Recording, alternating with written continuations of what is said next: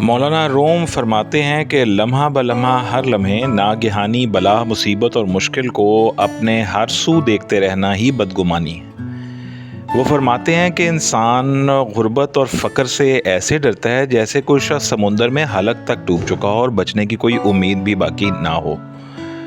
انسان غم کے ڈر سے ہی غم میں مبتلا رہتا ہے، ہستی کی تلاش میں عدم اور زندگی کی تلاش میں موت میں پھنس جاتا ہے۔ رومی چاہتے ہیں کہ انسان اس بے عقلی سے بچ جائے۔ غم جو صرف ایک وہم کی صورت ہے، اسے کیوں حقیقت جانا جائے، اور فقر یا غربت جو ابھی آیا بھی نہیں، اس غم کو طاری کیوں کیا جائے۔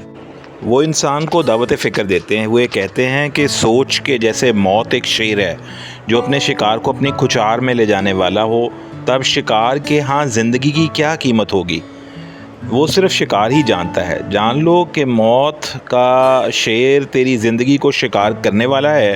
جب تک زندگی ہے اس نعمت کی قدر کر، اور غم کے وہم اور فقر کے خوف سے آزاد رہ، اور زندگی کو زندگی کے طور پر قبول کر اور اس پر راضی ہو جا۔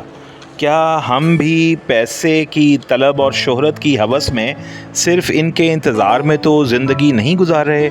کیا ہم غریب ہونے کے خوف میں تو مبتلا نہیں ہو گئے؟ اور کیا غم سے پہلے اس غم میں اور خوف سے پہلے کسی خوف کا شکار ہوئے زندگی کو زندگی کے طور گزارنا تو نہیں بھول رہے؟ ذرا سوچئے۔